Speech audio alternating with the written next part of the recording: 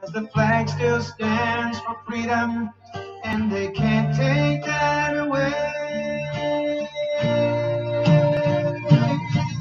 And I'm proud to be an American, where at least I know I'm free.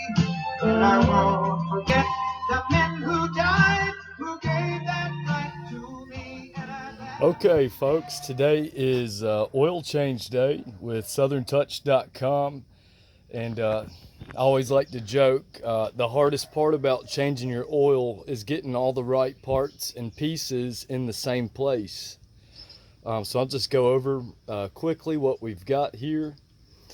Arguably, the most important thing is having a good oil pan, and due to the configuration in our Ford Transit van here, this it's a little bit funky, but it's going to work for us. I got this extra funnel here just to try to prevent any kind of leakage onto our floor, but maybe down the road we'll get a better shaped bucket. It's a little easier to set up. So we got that. This is what we've been using for the Honda GX690 engine.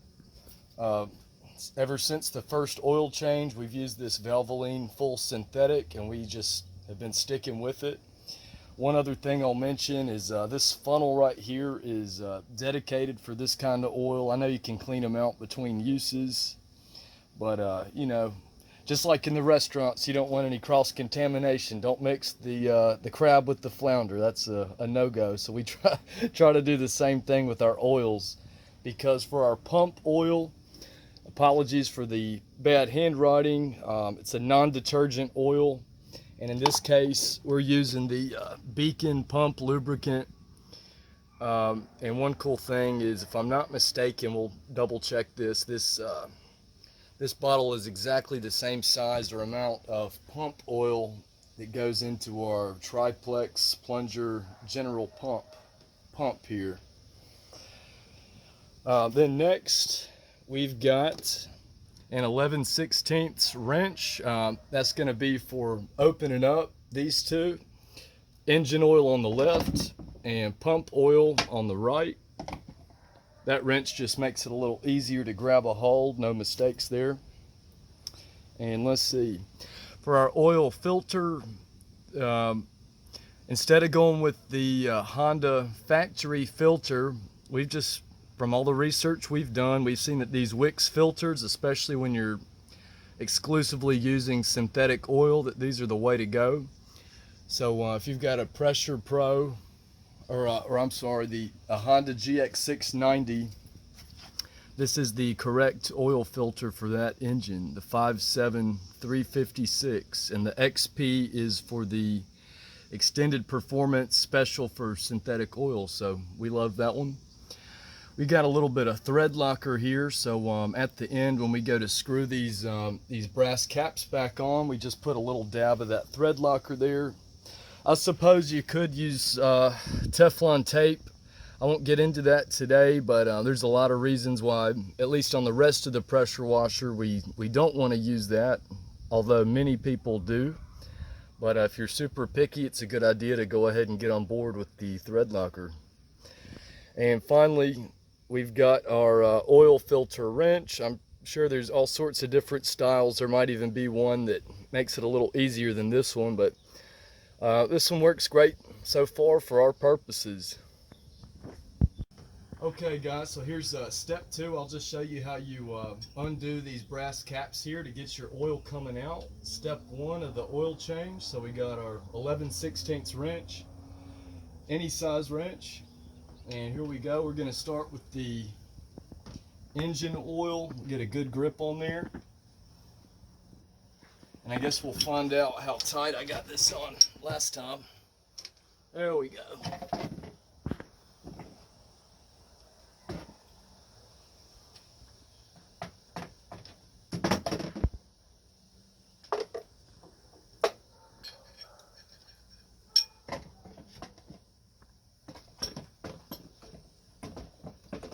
And of course it's better if you don't drop this in the oil, but not the end of the world. We'll clean that off and no problems there. And then we'll go ahead and do our second one. This is for our pump oil.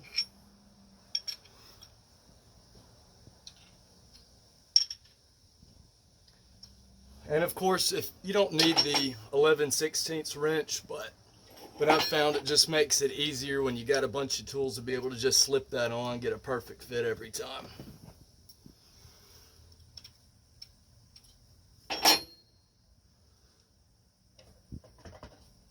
Okay, next we will unhook our oil filter. You can see down here, here's the filter. And I'm trying something new today, so bear with me. I hope it works. But I've put this trash bag, I've lined this whole area because in my experience, once you pop this off, there's just about no way to, to get a no spill on any of your stuff, which again, not a huge deal. You can clean it right up. But we're going to try to beat it today. So get a good grip.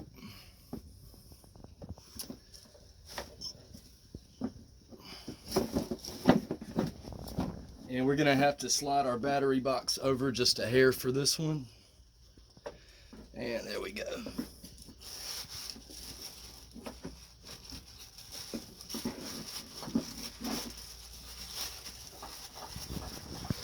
Yep, there we go. I think our bag is working. And I'm changing this oil a little bit on the early side. I probably could have waited a little bit longer, but I'm a freak about the stuff. I want to keep my stuff in the absolute best condition possible to prevent any kind of breakdowns in the field. So nothing wrong with a little preventative maintenance.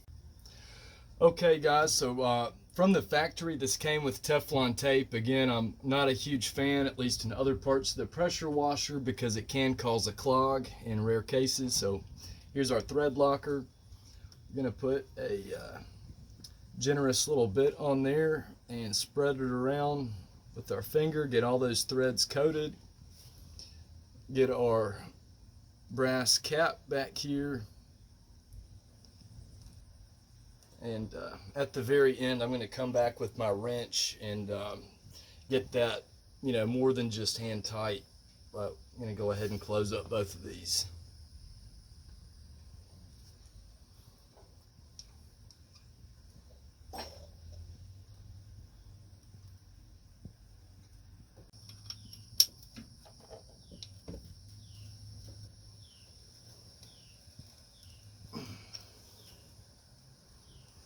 And you don't have to get these things freaky tight. Again, that's what that thread locker's for.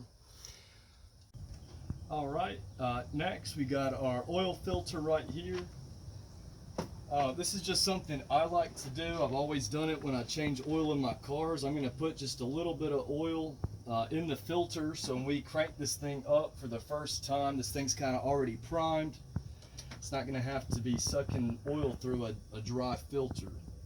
And anyways, my wonderful camera person, if you can come back here and try to get a shot of where this filter is going. So just the opposite of the way it came on. We can screw this on hand tight. It's kind of awkward to get a good grip, and by the time you get a little oil on your hands, it's a little slippery. So I'm going to grab a rag and get just a couple more good hand tight twists on there. There we go. And one thing that I found that's pretty neat, at least again with the Honda GX690 engine, if you get one of these, what is this? Yeah, the 5-quart. These engines, this will last you 3 oil changes. So it'll use about a third, and a third. So you get 3 oil changes out of 5 quarts. And of course, as you're filling up, it's always a good idea to pull out your dipstick and make sure that you don't overfill. But that third roll kind of gives you a good starting point. It never hurts to double and triple check in this business, be that your engine oil or that big beach house you're working on. Oh yeah, definitely need some more, so we'll keep on filling. So we're about halfway there. Again, it's better to take a couple extra minutes making sure you don't put too much in.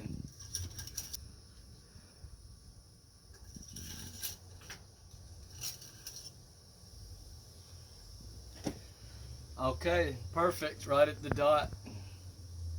Maybe even just a hair over, but this is okay. Okay, here we go, guys. So we've got our dedicated non-detergent funnel going into our pump. And this is crucial because the very first time that we did this, as you can imagine, made a big mess. So this is our route around that. So save yourself a headache, get a funnel. That fits perfectly right here. And if you'll get a shot of this little window right here for me. So as you're filling this up, guys, you're going to want to fill it right up to this little red center dot in the middle of that yellow gear, and that's your fill point. In theory, it'll take this whole bottle, but again, we're going to double check as we go.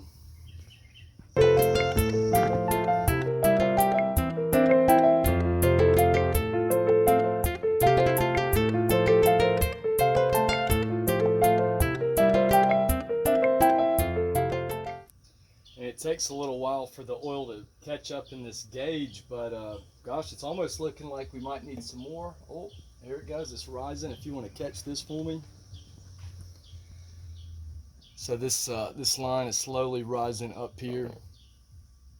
And we will check back in a couple more minutes, see if we need to add a little more. All right, so I ended up having to pour just a tiny bit, maybe like a fifth or so of another bottle to get it where I wanted. This is where it was when I got it factory, maybe like a millimeter below, kind of at the middle of this yellow dot. But during my first pump oil change, I had checked in with Lori from Pressure Washer Products, daughter of Rex, the pump guru. Both are super smart and very knowledgeable, certainly experts in the field.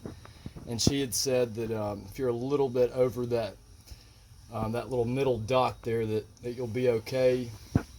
And let's see, we've got 321 hours on this unit.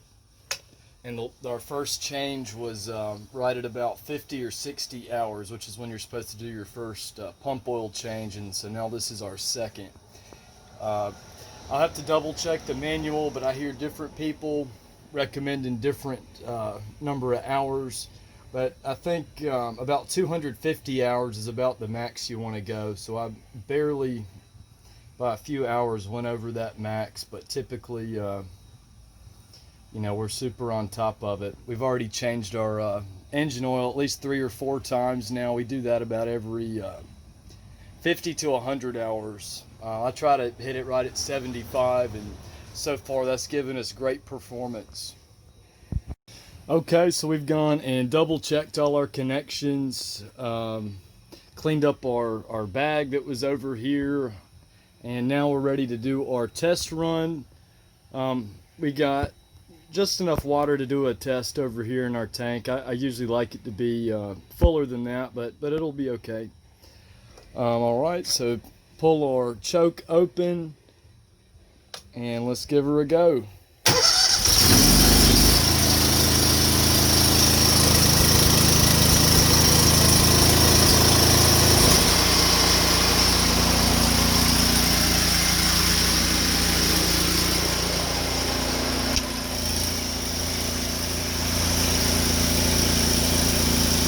Back in business. Well, alrighty folks, I hope that video has been helpful.